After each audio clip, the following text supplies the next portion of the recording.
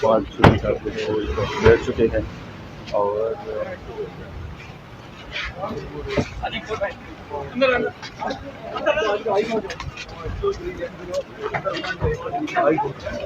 बिस्मिल्लाहिर्रहमानिर्रहीम, अस्सलाम वालेकुम। मैं हूं आपका मेज़बान आकिल हुसैन। नाजरीन, इस व्लॉग में आप लोगों को हम बताएंगे कि फवाद चौधरी इस्लामाबाद हाई कोर्ट के बाहर गाड़ी में बैठते ही अचानक आगे देखते ही गाड़ी से तेज़ी के साथ खौफ के आलम में भागते हुए इस्लामाबाद हाई कोर्ट के अंदर दाखिल क्यों हुए, उन्होंने गाड़ी में बैठते हुए आगे किसको देखा था, कौन आए थे उन्हें गिरफ्तार करने के लिए, एक तो इसकी मुकम्मल तफसीलात आप तक पहुँचाने की पूरी कोशिश करेंगे। वहीं दूसरी जानिब आज पाकिस्तान तहरीक इंसाफ की जानिब से कोर कमांडर्स कॉन्फ्रेंस पर उन्होंने रद्दमल दिया है। जो आज कोर कमांडर्स कॉन्फ्रेंस का जो एलामिया जारी हुआ था उस पर पाकिस्तान तहरीक इंसाफ ने एक बहुत बड़ा रिएक्शन देते हुए एक बहुत बड़ा इंकशाफ किया है, एक बहुत बड़ा दावा किया है। उसकी भी तफसीलात आप तक पहुँचाने की पूरी कोशिश करेंगे। नाज़रीन, सबसे पहले आप लोगों को बताते चलें कि आज इस्लामाबाद हाई कोर्ट में फवाद चौधरी की गिरफ्तारी के खिलाफ आज दरख्वास्त की आज समाअत थी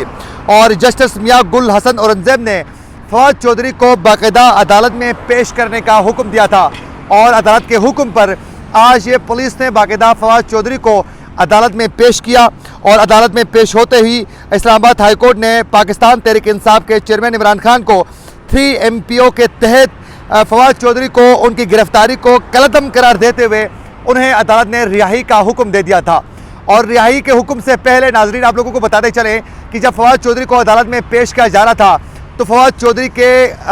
चेहरे में खौफ तारी थी और वहीं साथ साथ नाजरीन जब वो गाड़ी से उतर रहे थे तो उनकी कमर में भी मेरे ख्याल में दर्द की वजह से वो गाड़ी से उतरते हुए उन्होंने कमर में हाथ रख कर वो उनकी शक्ल जो है ऐसा लग रहा था कि उनकी कमर में दर्द हो रहा है और वो बड़े खौफ में थे। और जो ही अदालत में पेश किया गया और फिर अदालत ने उनकी गिरफ्तारी को कलअदम करार देते हुए उन्हें 3 MPO के तहत जब उन्हें रिलीफ दे दी और उन्हें रिहा करने का हुक्म दे दिया तो फवाद चौधरी बड़े खुश थे और वो बड़े खुशी में अदालत से बाहर निकल कर फातिहाना अंदाज में अपनी गाड़ी की तरफ जा रहे थे। आप फुटेज में देख भी सकते हैं। और जो ही वो गाड़ी के पास गए और गाड़ी में जो ही बैठे थे और वो बड़े खुश थे कि वो अपनी घर चले जाएंगे और अचानक फवाद चौधरी जो है वो एक के नज़र उन्होंने आगे देखी गाड़ी के शीशे की तरफ। सामने देखने के बाद फवाद चौधरी ने कुछ सोचे समझे बगैर मीडिया के सामने वहाँ बहुत से रिपोर्टर्स मौजूद थे, सहाफ़ी मौजूद थे जो फवाद चौधरी को कवर करने के लिए आए थे और गाड़ी में वो बैठ रहे थे तो उस वक्त भी उनको कवर किया जा रहा था। तो फवाद चौधरी ने उनका भी ख्याल नहीं रखा, एकदम उन्होंने बिजली की तरह गाड़ी से उतरे और इस्लामाबाद हाई कोर्ट की तरफ भागते हुए अंदर चले गए। उस वक्त तहरीक इंसाफ के जो वहाँ जो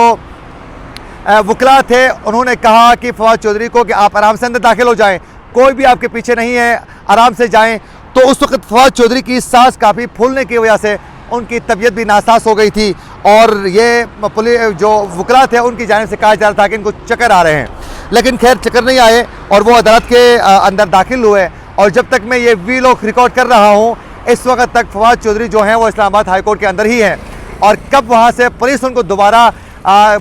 री अरेस्ट करती है या नहीं ये तो कंफर्म नहीं है, लेकिन अभी तक वो मौजूद हैं। अच्छा, वहाँ कौन आए थे जिसकी वजह से फवाद चौधरी ने अचानक के भागते हुए अदालत के अंदर दाखिल हुए? असल हुआ कुछ यूँ था कि जो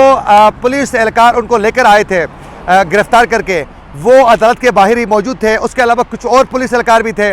और एजेंसियों के जो एहलकार थे वो भी वहाँ गश्त में ही थे। तो यकीनन फवाद चौधरी बाहर निकलते ही उन्होंने गाड़ी के सामने पुलिस एहलकारों को देखा और जो उनको लेकर आए थे और उसके अलावा भी कुछ पुलिस एहलकार मौजूद थे तो उनको लगा कि कन्फर्म ये इनको गिरफ्तार करेंगे और फवाद चौधरी ने बगैर सोचे समझे वहाँ से भाग गए और वो पुलिस थे और यकीनन दोबारा